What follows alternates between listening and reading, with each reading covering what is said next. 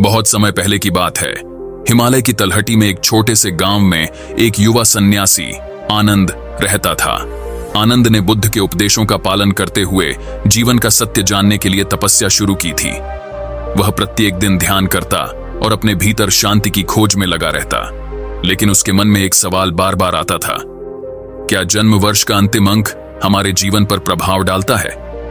आनंद को इस प्रश्न का उत्तर खोजने के लिए बुद्ध से मिलने की तीव्र इच्छा हुई। वह बुद्ध के प्रवचन स्थल की ओर चल पड़ा, जो गांव से कुछ दूरी पर था।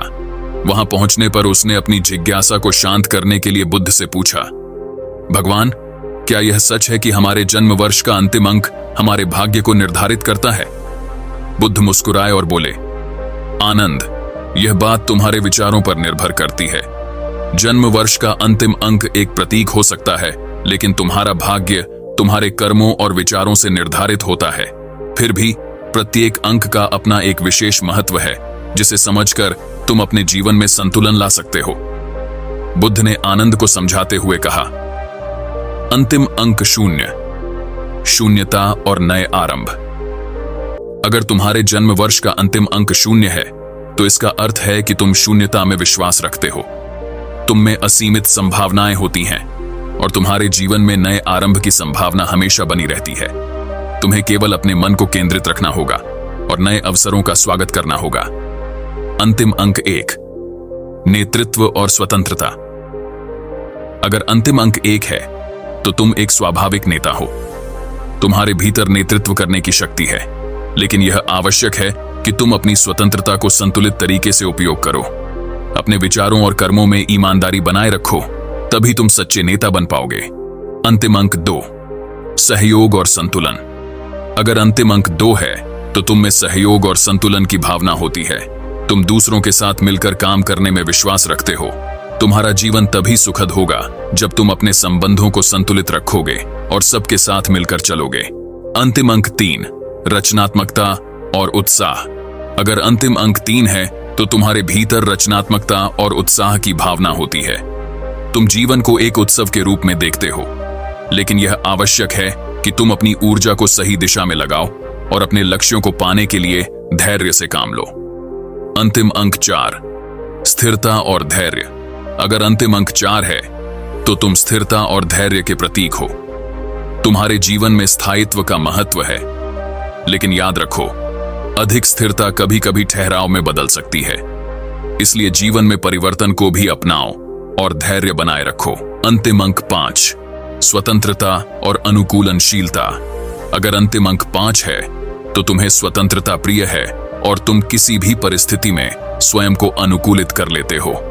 तुम्हारा जीवन यात्रा के समान है, जहां नए अनुभव तुम्हें प्रेरित करते हैं। लेकिन यह महत्वपूर्ण है कि तुम अपनी स्वतंत्रता का सदुपयोग करो और दूसरों की भावनाओं का सम्मान करो। अंतिम अंक 6, प्रेम और जिम्मेदारी। अगर अंतिम अंक 6 है, तो तुम्हारे जीवन में प्रेम और जिम्मेदारी का विशेष महत्व है। तुम परिवार और समाज के प्रति अपनी जिम्मेदारियों को समझते हो, लेकिन याद रखो, स्वयं के लिए भी समय निकालना आवश्यक है। अपनी जिम्मेदारियों के साथ साथ अपने आत्मिक विकास पर भी ध्यान दो। अंतिम अंक 7, ज्ञान और आध्यात्मिकता। अगर अंतिम अंक 7 है, तो तुम्हें ज्ञान और आध्यात्मिकता की ओर खिंचाव होता है। तुम्हारा जीवन सच्चाई और ज्ञान की खोज में व्यतीत होता है, लेकिन यह महत्वपूर्ण है कि तुम अपने ज्ञान को जीवन में लागू करो और दूसरों के साथ इसे बांटो। अंतिम अंक 8, शक्ति और सफलता। अगर अंतिम अंक 8 है, तो तुम में शक्ति और सफलता की क्षमता होती है। तुम अपने लक्ष्यों को प्राप्त करने के लिए मेहनत करते हो और सफल होते हो, लेकिन यह जरूरी है कि तुम अपनी शक्ति का सही उपयोग करो और अपने लक्ष्य को पाने के लिए नैतिकता का पालन करो। अंतिम अंक 9, करुणा और सेवा। अगर अंतिम अंक 9 है, आवश्यकता महसूस हुई। उसने यह सोचा कि अगर कोई इस रहस्य को समझा सकता है, तो वह केवल भगवान बुद्ध ही हो सकते हैं। एक दिन आनंद ने फैसला किया कि वह बुद्ध से मिलकर इस सवाल का उत्तर जानेगा। वह अपनी यात्रा पर निकल पड़ा और कई दिनों तक यात्रा करने के बाद वह उस स्थान पर पहुंचा जहां बुद्ध ध्यान कर रहे थे। आनंद ने बुद्ध को प्रणाम किया और विनम्रता से पूछा, भगवान, क्या यह सच है कि हमारे जन्म वर्ष का अंतिम अंक हमारे भाग्य को निर्धारित करता है? क्या यह संभव है कि यह अंक हमारे जीवन के मार्ग को प्रभावित करता हो? बुद्ध मुस्कुराए और आनंद को बैठने का इशारा किया। उन्होंने कहा, आनंद, हर व्यक्ति का जीवन उसके कर्मों से निर्धारित होता है, लेकिन इस सृष्टि में संख्याओं का भी एक गहरा महत्व है। वे हमारी ऊर्जा और प्रवृत्ति को प्रभावित कर सकती हैं। आओ, मैं तुम्हें एक कहानी सुनाता हूं। बुद्ध ने अपनी कहानी शुरू की। बहुत समय पहले एक राजा था जिसका नाम प्रसेनजित था। वह बहुत ही शक्तिशाली और ज्ञानी था, लेकिन उसके जीवन में एक अजीब घटना हुई। जब वह पैदा हुआ था, उसके जन्म वर्ष का अंतिम अंक 3 था। जब वह बड़ा हुआ तो उसे यह एहसास हुआ कि उसकी जिंदगी में हर चीज तीनों के समूह में घटित हो रही है। 3 बार उसने युद्ध जीता, 3 बार उसने राज्य का विस्तार किया और 3 ही बार उसे घातक बीमारियों का सामना करना पड़ा।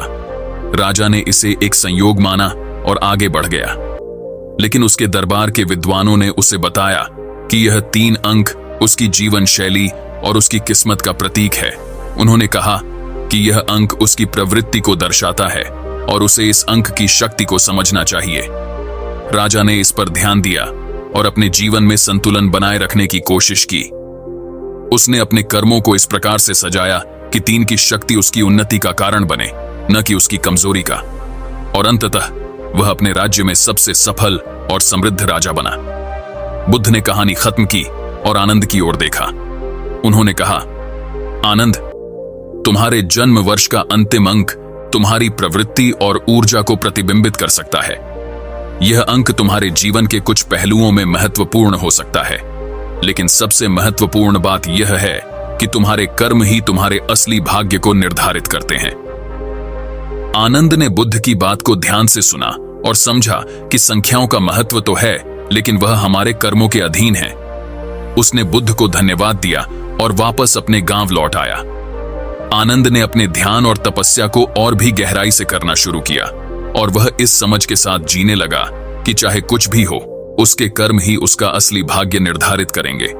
इस प्रकार यह कहानी हमें सिखाती है कि हमारे जीवन में संख्याओं का महत्व तो है, लेकिन वे केवल संकेत होते हैं। हमारा असली भाग्य हमारे कर्मों और हमारे विचारों में निहित होता है। इसलिए जीवन में हर कदम सोच समझकर उठाना चाहिए और अच्छे कर्मों का पालन करना चाहिए। इस प्रकार जन्म वर्ष का अंतिम अंक एक दिशा दिखा सकता है, लेकिन सही मार्ग चुनने और उस पर चलने की जिम्मेदारी हमारे अपने हाथों में है।